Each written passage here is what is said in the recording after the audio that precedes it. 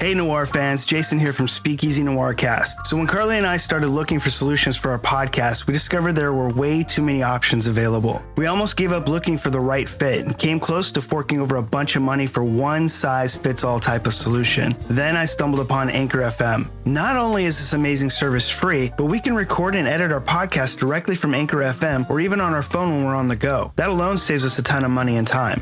But there are several other major benefits to using Anchor FM that makes it the perfect fit for us. Anchor has a built-in solution for distributing our podcast to all the major outlets, including Spotify, Apple Podcasts, and just about anything else you can think of. You no longer have to submit your RSS feed to every single service in existence just to get your episode to your fans. And talking about money again, like I said, Anchor is absolutely free. And Anchor FM will even help you to make some cold hard cash right from the very beginning. Anchor FM has a unique advertising platform that doesn't require a minimum listenership. So right out the gate, you can start making some money. So let's put it in perspective. Anchor FM is free, everything you need to make a podcast in one place, instant distribution, and they'll help you make some money right from the start. So if you've been struggling to find the perfect platform for your podcast, download the free Anchor app or go to anchor.fm to get started. After you finish this episode, of course.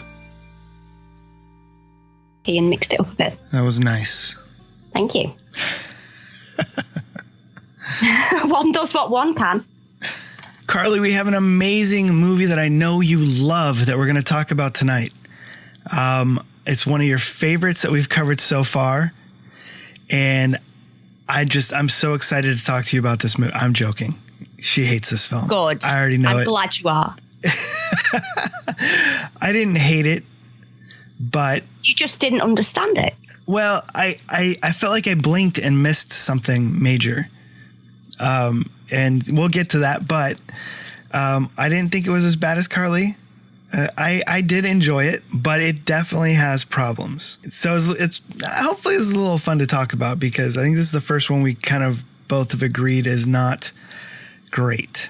Before we get into that, tonight's drink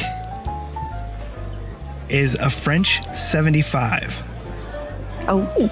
Have you ever heard of that? No. I have not either. I've never heard of a French 75. It sounds like a James Bond drink or something. I don't know.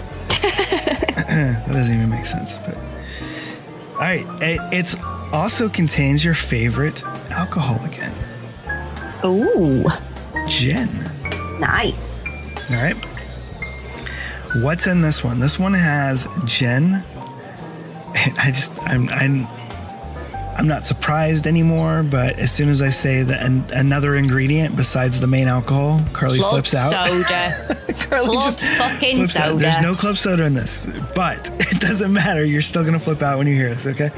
All right, so French 75 contains gin, lemon juice, simple syrup, dry champagne, or sparkling wine. Oh. It's kind of a foo-foo drink, it sounds like. Yeah. All right. But it kind of sounds good, too. I don't like champagne, though, so... Really? No. Oh, I like champagne. Do you like sparkling wine? Not really. Really? No. No. It's too bad. I'll just take the gin. You're going to have to just take the hit for the team and just, deal with it. It might open your eyes like Memento opened your eyes to Neo Noir. Maybe. I think it might. Yes, this is a champagne cocktail. I don't think my husband would appreciate me getting expensive champagne tastes. So well, this doesn't mean... You might want to be careful. It doesn't mean it's reserved for special occasions like New Year's or weddings, okay? So, that's what I'm being told here anyway. It's actually named after a weapon from the World War I. Oh. All right, by the French. All right. Oh. It's also Ernest Hemingway's favorite cocktail. Oh. Interesting, well, right? If it's good enough for Ernest, right. It's good enough for us. I think so. Maybe not you, but for me, definitely. Yeah. Probably wise. Probably accurate. What's I think particularly interesting about this one, besides that it's named after a weapon, which is interesting of itself, is that it's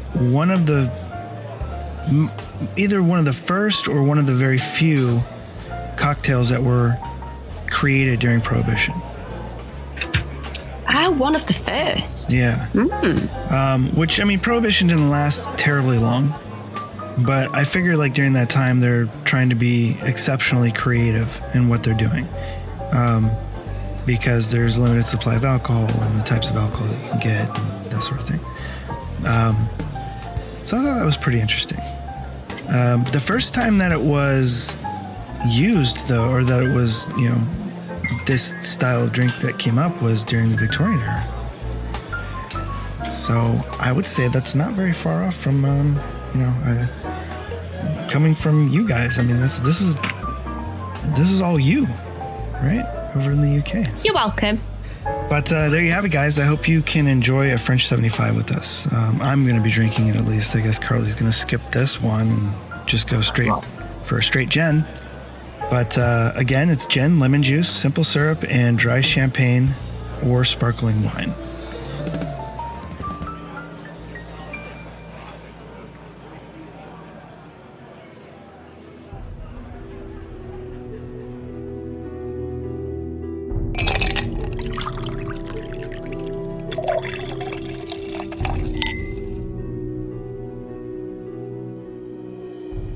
So Carly, this week we're going to talk about the film Backfire from 1950.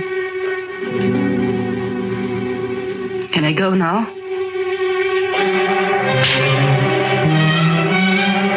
Yeah, go. Who needs you? Dames like you are a dime a dozen. Go on, get out of here, beat it!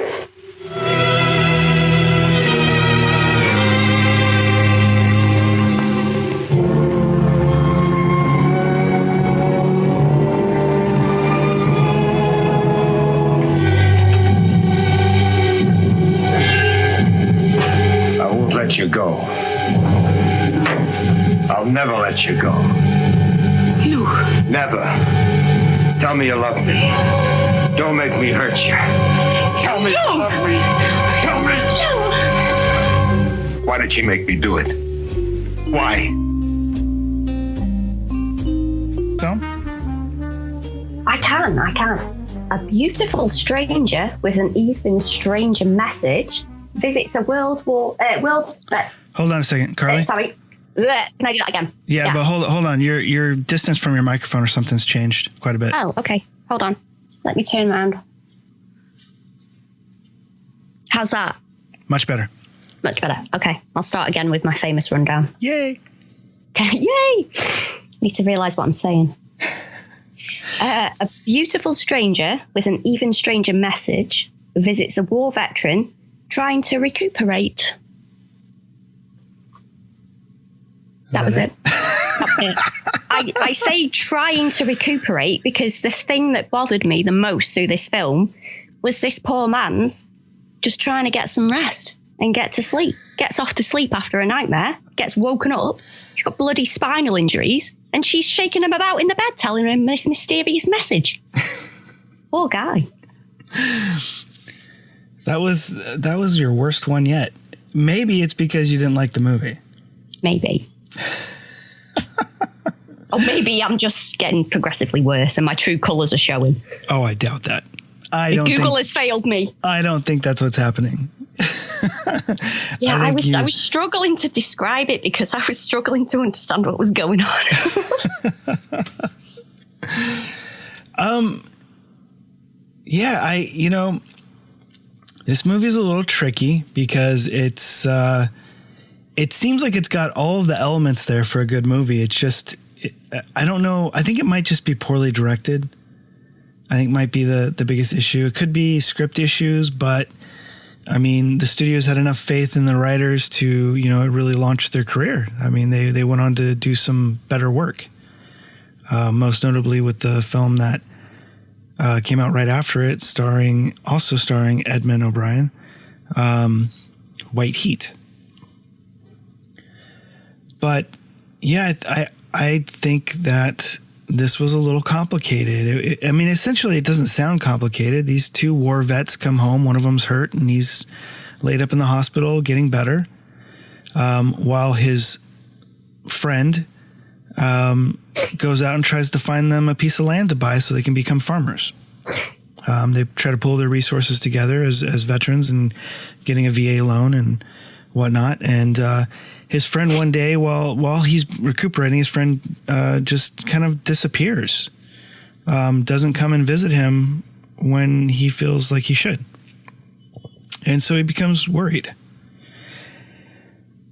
His nurse tries to comfort him because obviously he wants to, wants him to recover faster and better and not have to stress over this, and fakes a postcard or a letter from his friend.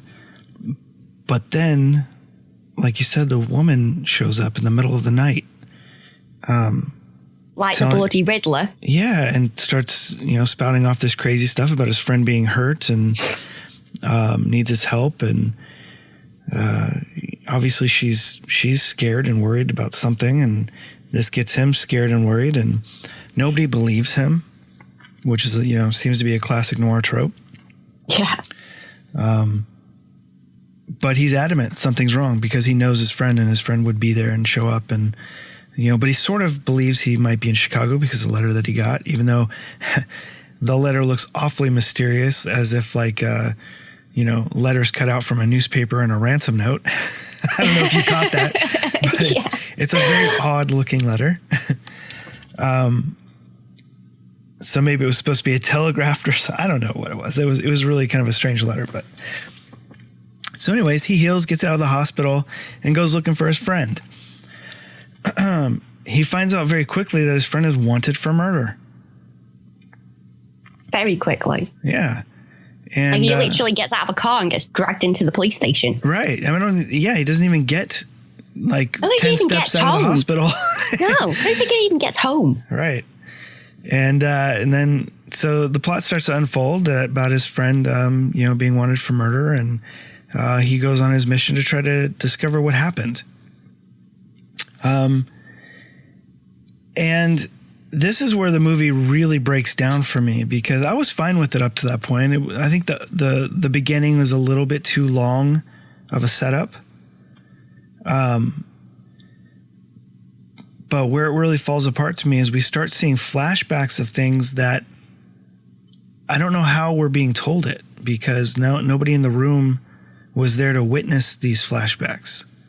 So it's like we're cutting to information that helps the story unfold, but doesn't make any sense at the same time, because who's telling us this information that's already happened? It's like we're going to a flashback that nobody in the room knows what happened. So it's really kind of a strange, like they did not use flashbacks properly in this film. It's very disjointed. And I'm the flashback queen. Yeah. I love them, and I think they're a brilliant way to tell a story. Mm-hmm. And I know a lot of people don't like them, but I do. But I really couldn't get on board with these flashbacks in this film.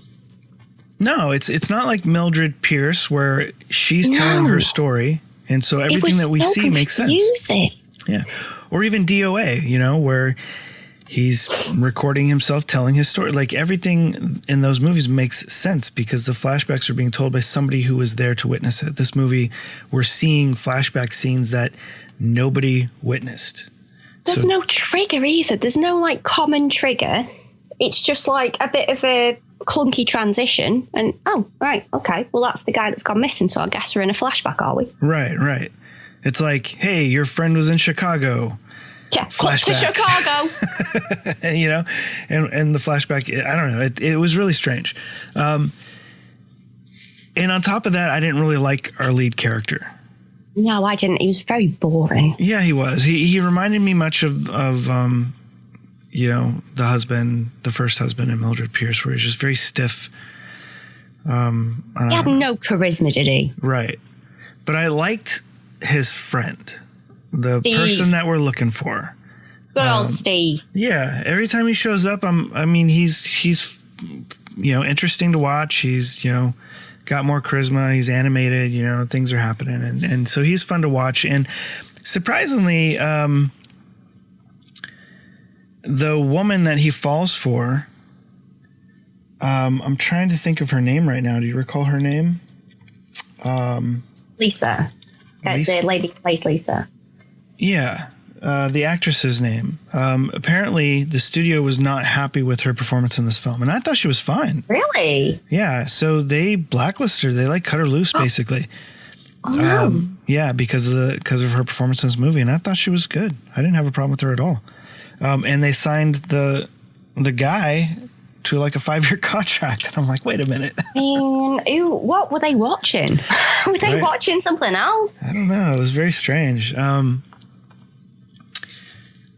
That's not cool. Yeah, so as much of a mess as the movie was logically, with the flashbacks, I still had a fairly fun time with it. I didn't mind it at all until I got to the end, and I felt like I blinked and just couldn't figure out what the hell was happening. Like, who the hell was Lou, and why is he calling him Ben?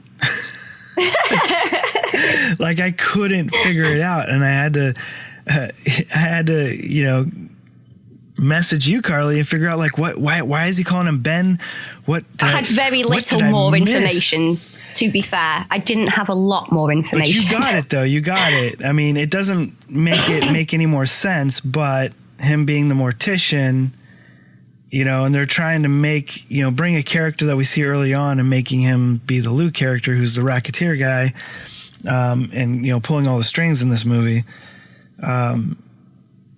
But it was just sort of like out of left field, and it didn't really matter that he was Ben also. It just didn't.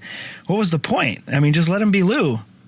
Just let him be the bad guy. Like, he's Lou, and we haven't seen him up till now, and that's fine. And, it just didn't help the story any. It all the backstory with the gambling and the money and all that kind of stuff didn't really matter. It didn't really end up mattering because he basically killed her and tried to kill him because he was obsessed with her. Yeah, it was a love triangle movie. I mean, that's all that really mattered. And they spent too much effort at the end there trying to pull all these strings together that didn't, who cares? I mean, really, we care about, is this woman alive or dead? She's dead. Okay. Now what happens to the guy? What happens to the friend?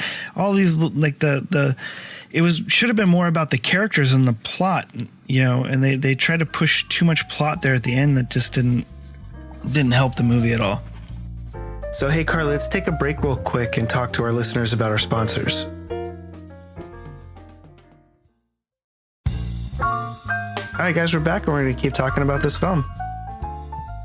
There was something that I did like. Mm-hmm.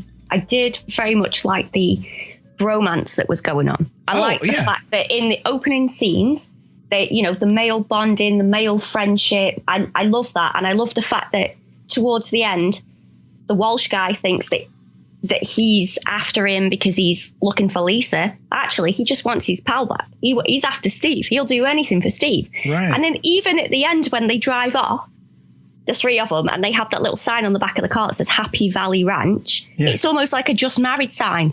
And it's them two and then his girlfriend. And it just, that's what I liked. I wish that we could have seen more of that relationship. Now, do you think because of the time period and homosexuality and things like that were not acceptable? But I mean, we know from history now that was, it was around, right? Do you think that this might have been sort of a, I don't know what you would call it, just sort of alluding to that from the scriptwriters? Potentially, because I think now you see a lot of films with, male bonding, like stuff like Bad Boys and things like that, where it's all about the guy's relationship. Mm-hmm.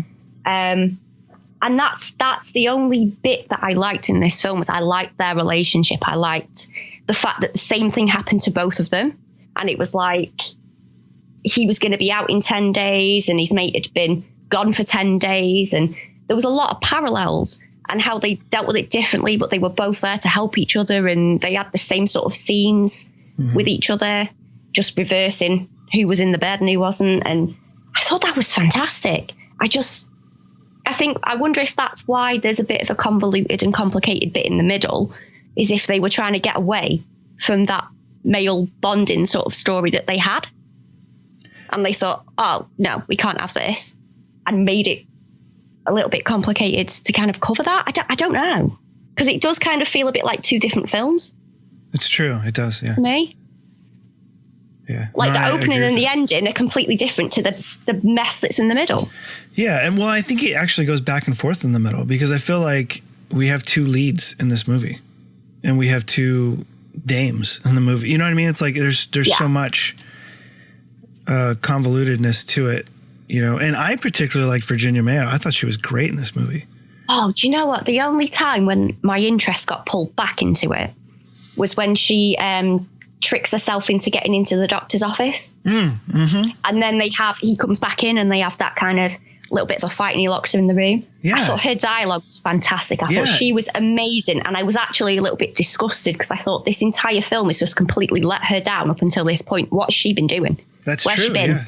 And I thought the doctor played his role pretty well too. I mean, he was obviously... Yeah, he was very scary in that scene. Yeah. So that whole sequence also is one of my favorites. Yeah. Yeah. That was the point when I got my interest returned. Mm-hmm. But up until then, I mean, I do think that this film has one of the most hilarious lines that I think I've possibly heard ever. What is this? It's when he says, I'm afraid the next time he talks, it will be to his ancestors. Oh, yeah. I chuckled at that line, too. I mean, I think we should give out awards. And I genuinely think, I don't think I've heard a better line than that ever. It's so funny, too, because the actor, I wonder if these, when they give like, because I've noticed in several of these films, like a taxi cab driver will have a line, right? There's no character really there. It's just a taxi driver that would just have a line, you know, or in this case, the doctor just has a throwaway line. Just and comes out with a golden line. I wonder if it's somebody that like the studio is looking at to maybe sign, but they want to see like how it plays. I don't know. It's really weird to me because it was so out of the blue. It's funny, but I don't know. It's just strange. I don't know if it was meant to be funny, but I genuinely I'm sure it's supposed to be witty. I thought that was great. I really did. Yeah, it was really strange to me. It did make me laugh though. And the man laying in bed, was he even Asian? I mean, he had the accent, but when I show his face, I'm like, what nationality is this guy? Because he doesn't even look Asian to me. Like the other servant, I don't know if you'd call him servant or the other guy that brings him tea or whatever at that house. He looks Asian, but this guy I don't know what he was. Sure didn't look, but he played the accent. I guess you don't have a comment on that one. Oh no! And to be honest, that comment again drew me back in. I'd been zoning out for about 15 minutes before that. Yeah. I really, really was struggling with this one. I'm not going to lie, which sounds awful. I mean, it's fair. I mean, it's fair. It's kind of a mess. It's got some interesting moments to it. But yeah, it's definitely a mess of a film in my opinion as well. I wonder if there's any like big fans of Backfire out there. I mean, if there are, I'm sure we will find out. Yeah, I'm sure we will find out. Give us a call. Let us know. What are we wrong about? Because I feel like the audience at the time also didn't receive it very well. From what I've researched, it just seems like it was not well received and somehow launched the writers' careers and our lead characters. And they went on to make bigger movies like White Heat and DOA. So give us a call, 818-643-1441, or find us on social media on Twitter and Facebook, and send us a message and let us know what you think about Backfire. We're curious if you feel the same about it as us, or if you loved it. I wonder if there was a bit of a struggle with this film, because it seems like there's a couple of different ideas fighting to get through that aren't being looked at. There's like, I really like the whole the World War backdrop. Do you know what I mean? The fact that he's Yeah, war veteran, and he's been injured and he has to rely on other people, because to begin with, that was a big deal. People were always offering him help and they made him look a bit feeble, and he was like, no, I'm fine. I can go up the stairs on my own. And then that disappeared.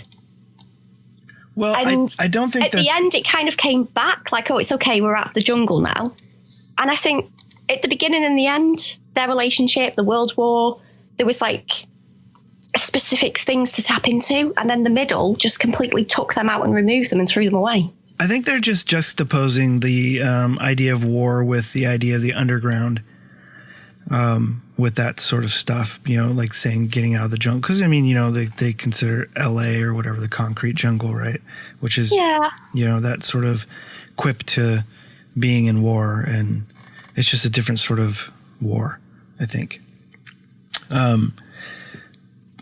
But I think another thing that it had against it, because it wasn't received well when it came out, but another thing that it had against it, which was very prevalent in like the 80s and probably even the 90s, is mismarketing. They shot this film in 1948, but I think because the studio had issues with it, and rightly so, the writers went on to get a contract with the studio and went on to write White Heat. And White Heat was completed and released first, and it was well received, which gave the studio, the option of releasing Backfire after and sort of writing the success of the writers and its stars.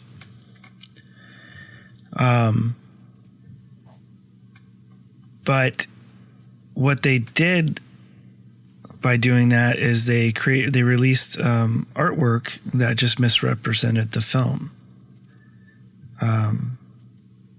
and that probably didn't help it.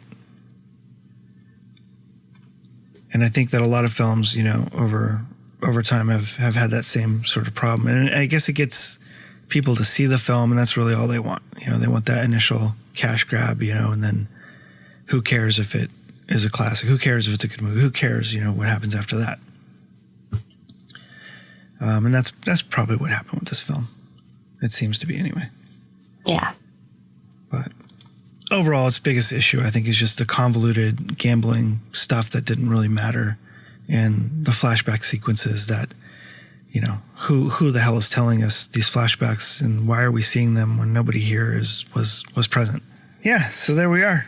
That's Backfire. That's our take on Backfire. Carly, what would you give Backfire? I don't know, because I'm fighting against my niceness. Don't just Okay. To rate this, I'm kind of going back to my big steal, where I didn't necessarily appreciate certain things that happened in it, but I didn't think it was particularly bad, confusing, didn't really like it. And that got 5. So I think for this, in all honesty, probably about a 2. A 2? Okay. Yeah, which is really low for me. Yeah. I thought you gave Big Steel a 6. Maybe I was wrong. I might have given it a 6. I don't know. Around that mark. I think I gave it a 7, right?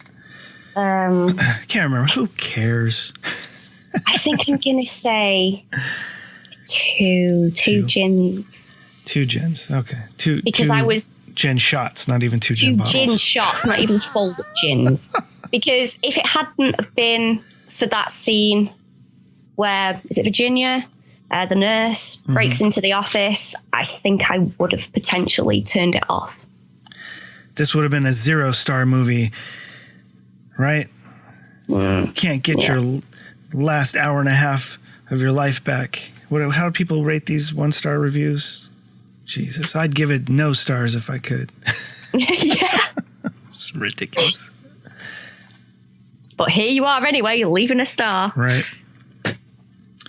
Well, I didn't find it absolutely terrible. I enjoyed some of the story. It did have some throwbacks to me to A Lonely Place with the love interest sort of, storyline where, in the end he can't have the girl. So I enjoyed some of that, those noir sort of aspects of it quite a bit, but it was too much of a mess for me. The flashbacks really killed it. I think that was stuff we needed to see, and it was the more interesting story and characters to see. But it would have been better if they just played it straight and not had them as flashbacks, in my opinion. I think we would have been better off seeing that stuff play out in order. And for me, I'm not going to grade it quite so harshly, but it's still pretty low on the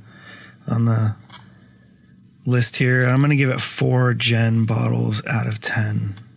I probably, if I would revisit this movie and watch it again, it would purely just to try to figure out the plot better. With all the, just the spewing of plot at the end is just kind of like, ugh, so I might would just watch it again just to take notes and write down like what the hell is he talking about? I don't know. Maybe try to see who Ben was again, who Lou's alter ego was, but that's about it. I don't think I would watch it again as, I like this movie, let me watch it again. Yeah, it's tricky. I mean, I'm conflicted. I feel bad for doing 2 gins, but it's a struggle. It was a struggle. Yep, I agree with that. Totally agree with that. So there you have it, guys. Backfire, 1950, directed by Vincent Sherman, starring Edmund O'Brien, Virginia Mayo, and Gordon McRae. Give us a call. Let us know what you think. Tell us we're wrong. I want to be wrong about something. Was this a great film and we just don't get it? Quite possibly. I doubt it. We miss a lot. We do blink and miss a lot. Yeah. Yep. It happens. All right, guys. Well, this was, I don't know. What are we on now? Episode 6? This is episode 6. We're almost to that episode 7 hump that, point of no return. So, next time, Carly, let's see, I picked Backfire. Thank you so much for that. You're welcome. So far, 2 of my picks, Carly's hated. I didn't hate the Disliked? Big Seal. I just disliked the middle section. All right. Fair enough. Next week, we're going to discuss a personal favorite of mine. I did not pick it, but Carly picked it. I'm glad she did, because I love this movie. Why don't you tell them what it is? LA Confidential. Yay. I think it's a fantastic film. So it'll be no surprise what my rating is. Another Guy Pearce special. Yuck.